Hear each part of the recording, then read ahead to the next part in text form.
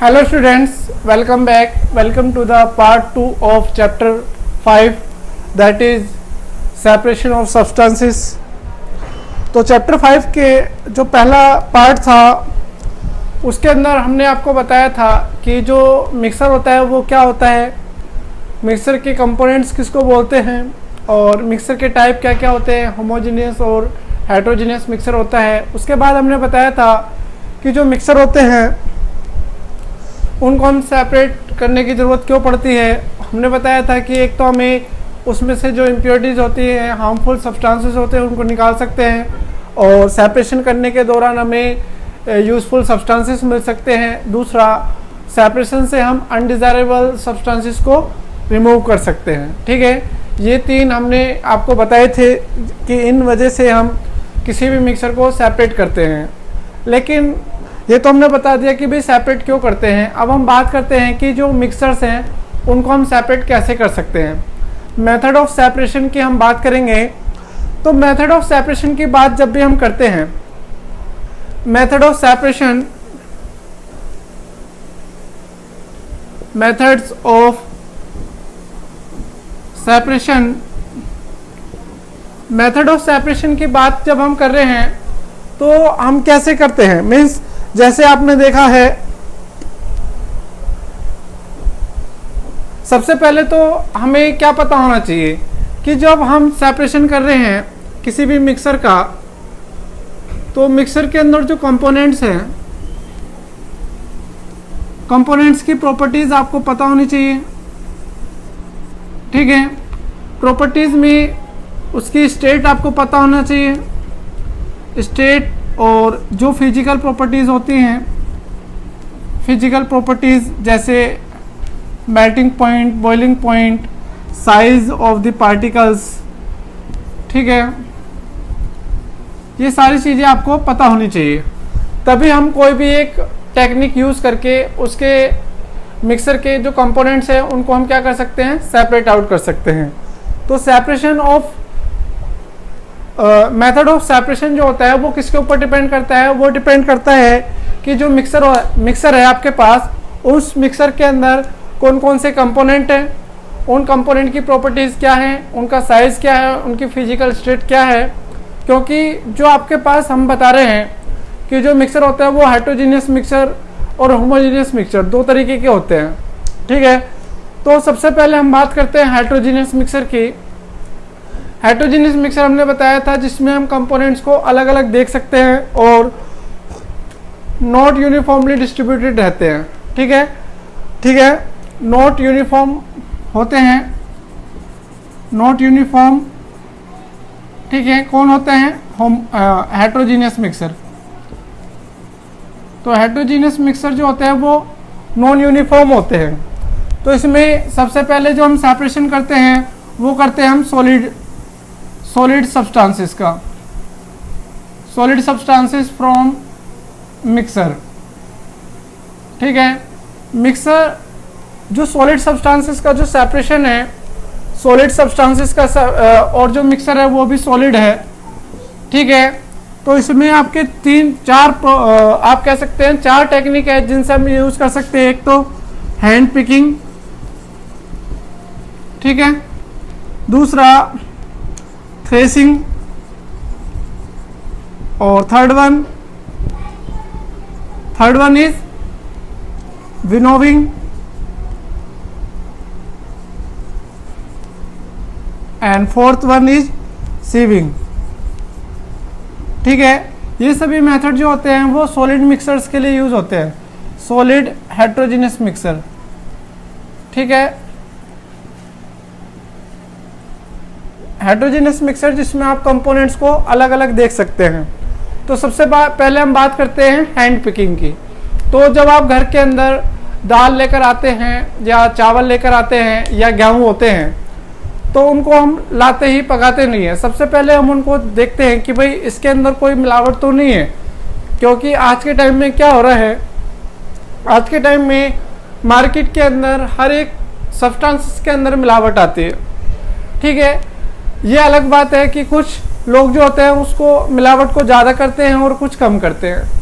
तो इस मिलावट को रोकने के लिए या इस मिलावट से हमारे ऊपर, हमारी सेहत के ऊपर, हमारी हेल्थ के ऊपर कोई ज़्यादा इफ़ेक्ट ना हो, तो इसलिए हम क्या करते हैं, हम उसमें से जो छोटे छोटे कंकड़ पत्थर होते हैं उनको चुनते हैं। कैसे? हाथ से, by picking out by the hand. ठीक है, जो इस तरीके की जो प्रोसेस होती है जहाँ पर हम जो सॉलिड सब्सटेंसेस होते हैं उनको हाथ से चुन कर दूर करते हैं, इस प्रोसेस को बोलते हैं हम हैंड पिकिंग। तो हैंड पिकिंग में क्या होता है, pick up by the hand. ठीक है, जितने भी आपके हार्मफुल सब्सटेंसेस होते हैं या अनडिजायरेबल सब्सटेंसेस होते हैं उनको हाथ की मदद से हम निकाल लेते हैं और इस प्रोसेस को क्या बोलते हैं, हैंड पिकिंग। तो हैंड पिकिंग में अगर आपके पास बुक है तो उसमें देखेंगे आप कि ये आपने घर पे भी देखा होगा, आपकी मदर या आप खुद या आपके छोटे भाई बहन हो या बड़े भाई बहन हो, वो भी क्या करते हैं, जो हैंड पिकिंग होता है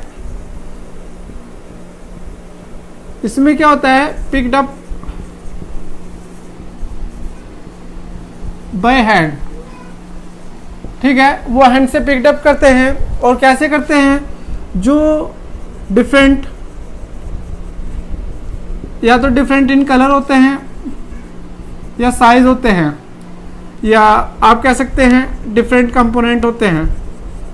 ठीक है, उनको हम क्या करते हैं, अलग हाथ से निकाल के फेंक देते हैं। तो इस प्रोसेस को क्या बोलते हैं हम, हैंड पिकिंग।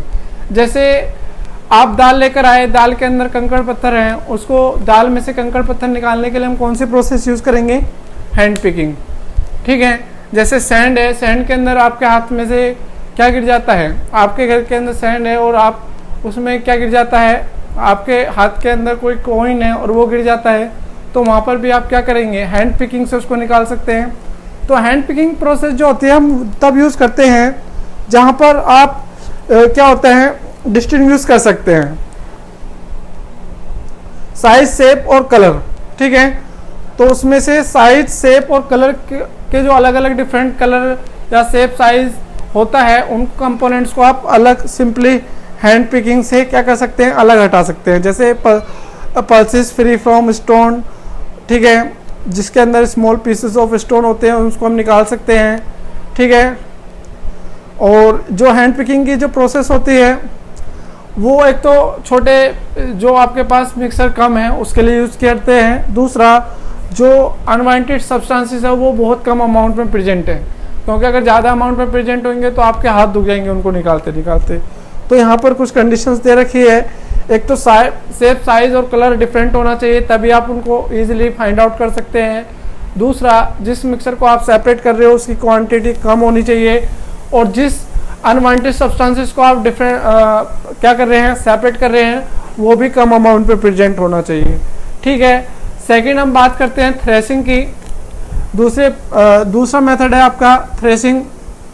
तो क्या होता है थ्रेसिंग में, थ्रेसिंग के अंदर तो आपको पता है जो थ्रेसिंग होती है वो हमें, जैसे सीरियल्स होते हैं, आटा होता है, चावल होते हैं, गेहूँ होते हैं, ये धान की फसलें होती हैं। तो जब हम इनको कटाई कर लेते हैं, धान को काट लेते हैं, गेहूँ को या चावल को काट लेते हैं, तो इससे जो चावल और गेहूँ के जो दाने होते हैं, ग्रेन्स होते हैं, उनको हम कैसे निकालते हैं। तो थ्रेसिंग एक प्रोसेस होती है जिसके अंदर हम क्या करते हैं, जो स्टाल्क होता है, स्टाल्क का मतलब होता है जो आप उसको काटते हो धान को, उसको हम क्या करते हैं, एक हार्ड सरफेस पर उसको मारते हैं देकर, तो उसमें से क्या हो जाता है, ग्रेन्स निकल जाते हैं। तो इस प्रोसेस को क्या बोलते हैं हम, थ्रेसिंग। जब हम किसी भी the process of separation of grains from stalk. ठीक है, तो इसमें क्या होता है, ग्रेन्स मिलते हैं आपको, grains from stalk by heat on any surface. ठीक है, पैडी जो होती है उसमें से जैसे हमें गेहूँ या चावल निकालने होते हैं तो हम उसको हार्ड एक सरफेस पर उसको देकर मारते हैं, तो उसमें से चावल या गेहूँ निकलने लग जाते हैं। ठीक है, तो इस प्रोसेस को क्या बोलते हैं हम, थ्रेसिंग। तो जो थ्रेसिंग होती है वो दो तरीके से की जाती है, या तो आप उसको मैनुअली मतलब अपने हाथ से उठा के किसी भी सरफेस पर, हार्ड सरफेस पर देके मारते हैं, या हम क्या कर सकते हैं, थ्रेसर्स। ठीक है, एक तो हम इसको मैनुअली कर सकते हैं, मैनुअली का मतलब हो गया बाय हैंड्स, ठीक है, और दूसरा हो गया बाय मशीन्स। तो जो मशीन थ्रेसिंग के लिए यूज किया जाता है उसको बोलते हैं थ्रेसर। ठीक है, जो थ्रेसर होते हैं उसमें क्या होता है, मशीन खुद ब खुद, जो थ्रेसर होते हैं वो क्या करते हैं, खुद ब खुद क्या करते हैं, गेहूं को अंदर ही अंदर निकाल देते हैं और जो भूसा होता है, जो वेस्ट होता है उसको अलग निकाल देते हैं। तो इस प्रोसेस को क्या बोलते हैं, हम थ्रेसिंग बोलते हैं। ठीक है, तो आगे समझ में, अभी हम हैंड पिकिंग की बात कर रहे थे, उसके बाद हमने थ्रेसिंग किया है, थ्रेसिंग के बाद हम बात करते हैं विनोविंग।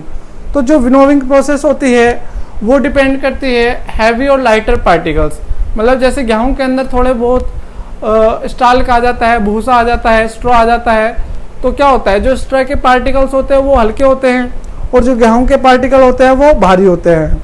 तो हम क्या कर देते हैं, जो विनोविंग प्रोसेस है उसके लिए हमें हवा चाहिए बैकग्राउंड में, तो हवा आएगी तो वो क्या करेगी, जो हल्के पार्टिकल है उनको अपने साथ लेकर चली जाएगी और जो हैवी पार्टिकल्स होते हैं वो नीचे की तरफ गिर जाते हैं।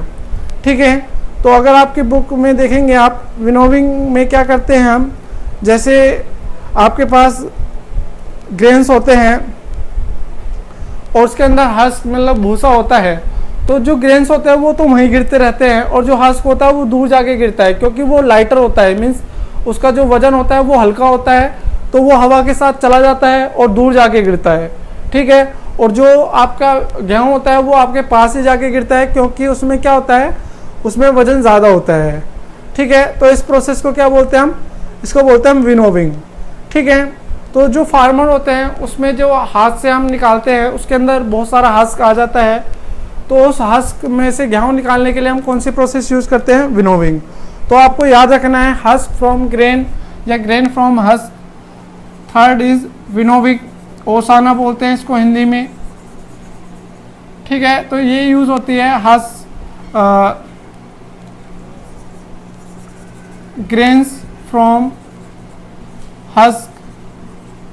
ठीक है, इसको सेपरेट करने के लिए क्या करते हैं हम, इसमें लाइटर पार्टिकल होते हैं, लाइटर एंड हैवियर पार्टिकल होते हैं, या आप कह सकते हो ये वेट के ऊपर डिपेंड करती है। जो वेट होता है, अगर जिसका वेट ज़्यादा होता है वो तो वहीं पर गिर जाता है और जिसका वेट कम होता है वो दूर जाकर गिरता है। ठीक है, अगर आपको प्रोसेस ऑफ विनोविंग को समझना है तो आपको एक एक्टिविटी करनी पड़ेगी। इसमें क्या लेते हैं हम, एक थाली लेते हैं, उसके अंदर कुछ क्या लेते हैं, कुछ गेहूं के दाने लेंगे और उसके अंदर हम पेपर की या न्यूज़पेपर की कतरन छोटे छोटे टुकड़े काट के डाल देंगे। फिर हम क्या कर देते हैं, फिर एक फ्लोर के ऊपर एक सीट बिछाएंगे, आप कह सकते हैं न्यूज़पेपर बिछा लेते हैं। फिर क्या कर देते हैं, जिस वीट के अंदर, जिस ग्रेन्स के अंदर, मतलब गेहूं के दानों के अंदर हमने कतरन मिलाई थी, टुकड़े मिलाए थे, किसके, गेहूं के, मीन्स अखबार के जो टुकड़े हमने गेहूं के अंदर मिलाए थे उसको हम क्या कर देते हैं, ऊपर से गिराते हैं, पीछे से हम हवा चला देते हैं। ठीक है, पीछे से जब हम हवा चलाएंगे तो क्या होगा, जो गेहूं के दाने हैं वो भारी हैं तो वो तो हमारे सीधे नीचे जाकर गिरेंगे, लेकिन जो आपके छोटे छोटे पीसेस थे पेपर के वो हल्के होते हैं, वो हवा के साथ आगे की तरफ चले जाते हैं। तो इस तरीके से आपको चावल में से जो पेपर थे वो आसानी से हम निकाल सकते हैं। ठीक है, तो आप कह सकते हैं कि जो विनोविंग होती है वो हैवियर पार्टिकल को लाइटर पार्टिकल से अलग करने के लिए यूज़ की जाती है।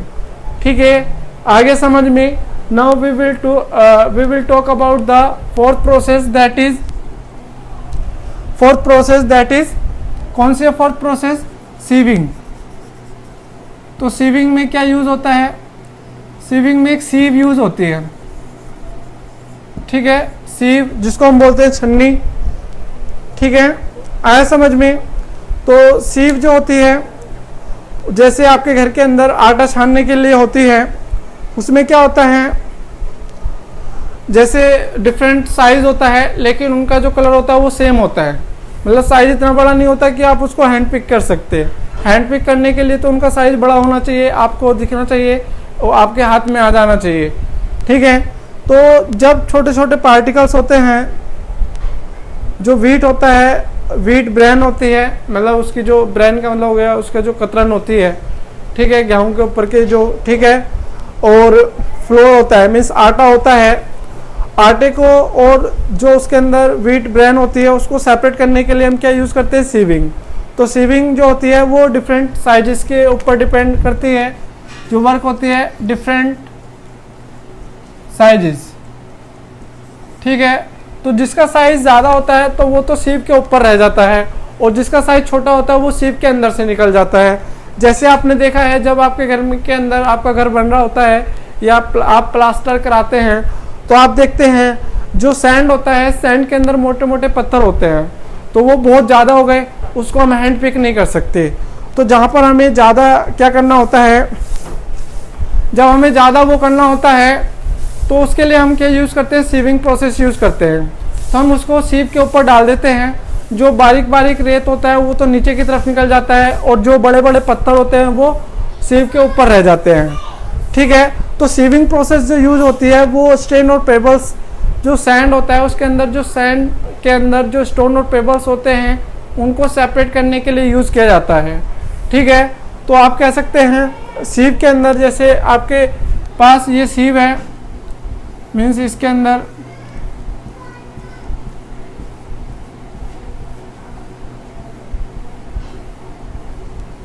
ठीक है, यहाँ पर अगर आप रेत डालते हैं तो इधर की तरफ जो आएगा वो स्मॉलर पार्टिकल होंगे और यहाँ पर लार्जर पार्टिकल्स, ठीक है, स्टोन या पेबल्स के पार्टिकल्स रह जाते हैं। ठीक है, तो लेकिन आज के टाइम में बिल्कुल बारीक आटा भी नहीं खाना चाहिए, क्योंकि जितने भी पौष्टिक उसके अंदर वो होते हैं, मीन्स मिनरल्स होते हैं, या आप कह सकते हैं जो हेल्थी प्रोडक्ट्स होते हैं वो सीविंग में ऊपर ही रह जाते हैं, जिसको हम रफेज बोलते हैं। रफेज क्या होता है, जो आपकी बॉडी को क्या करते हैं, रफेज जो होता है वो आपकी बॉडी को स्ट्रेंथ प्रोवाइड करते हैं, मीन्स टफनेस प्रोवाइड करते हैं। ठीक है, लेकिन अगर आप ज़्यादा बारीक आटा खाते हैं तो वो रफेज उससे निकल जाएगा और आपको सिर्फ आटा जो होगा वो आपको भूख मिटाने के लिए काम आएगा सिर्फ। जबकि अगर आप थोड़ा मोटा आटा खाते हैं तो उसमें वो आपकी भूख मिटाने के साथ साथ आपकी बॉडी को लाभ भी पहुंचाएगा, मीन्स आपकी बॉडी जो है उसको स्टिफनेस प्रोवाइड करेगा, थोड़ा सख्तपन आ जाएगा। ठीक है, तो सीविंग प्रोसेस जानने के लिए हम क्या कर देते हैं, हम थोड़ा सा क्या करते हैं, आटा लेंगे, उसमें थोड़ी सी दाल मिला देते हैं, ठीक है, और थोड़ा सा कलर्ड चाक पाउडर मिला देते हैं, फिर हम उसको क्या करते हैं, सीव में डालते हैं। ठीक है, तो जब हम उसमें सीव के अंदर डालेंगे, 100 ग्राम आटे के अंदर थोड़ी सी दाल मिला दिया, थोड़ा सा चॉक पाउडर मिला दिया, और उसको हम बार बार सीविंग करते हैं, तो आपको क्या पता चलेगा, तो आपको पता चलेगा कि जो वीट फ्लोर फ्लोसिस होता है, जो आपका गेहूं का आटा होता है वो तो नीचे की तरफ निकल जाता है, और जो पल्सेस होते हैं वो ऊपर की तरफ रह जाते हैं। ठीक है, लेकिन जो चॉक पाउडर है उसको हम सेपरेट नहीं कर सकते, क्योंकि जो चॉक पाउडर का साइज है और जो आपके आटे का साइज था वो दोनों का सेम था, तो इसलिए हम क्या करते हैं, हम चॉक पाउडर को उसके अंदर रहने देते हैं। लेकिन हम उसको दोबारा से जब हम करते हैं, ठीक है, तो हम कहते हैं कि जो इसका साइज बड़ा होता है वो तो सीव के ऊपर रह जाता है, और जिसका साइज छोटा होता है उसके पार्टिकल जो सीव के होल्स होते हैं छोटे छोटे, उसमें से निकलते हुए नीचे की तरफ चले जाते हैं। तो इसलिए जो दाल है वो ऊपर की तरफ रह जाती है, और जो आपके क्या होते हैं, ठीक है, तो सीविंग में एक तो डिफरेंट साइजेस होना चाहिए, इसमें हस्क होना चाहिए, इसमें डिफरेंट कलर होना चाहिए, डिफरेंट साइज होना चाहिए, डिफरेंट कंपोनेंट होना चाहिए। थ्रेसिंग के अंदर आपको पता ही है, थ्रेसिंग सिंपल है कि अगर आपने कोई भी धान काटा है उसके हम उसको सेपरेट करना चाहते हैं तो तब ये प्रोसेस हम यूज़ कर सकते हैं। ठीक है, तो इसी के साथ आज के लिए सिर्फ इतना ही। इस वीडियो में हमने सॉलिड का सेपरेशन पढ़ा है सॉलिड हेटेरोजेनियस मिक्सर से। ठीक है, सेपरेशन ऑफ सॉलिड्स पढ़ा था सेपरेशन मेथड में। नेक्स्ट पार्ट के अंदर हम पढ़ेंगे separation of solid from liquids या फ्रॉम वाटर। ठीक है, तो उसके लिए भी हम अलग अलग प्रोसेस यूज करेंगे। आज हमने सिर्फ 4 प्रोसेस पढ़ी हैं। कौन कौन सी? हैंड पिकिंग, थ्रेसिंग, विनोविंग और सीविंग। ठीक है, तो आज के लिए सिर्फ इतना ही।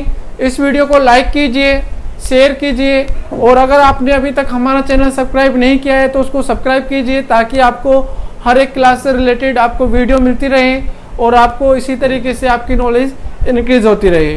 ठीक है, सेफ रहिए, घर पर रहिए। Thank you.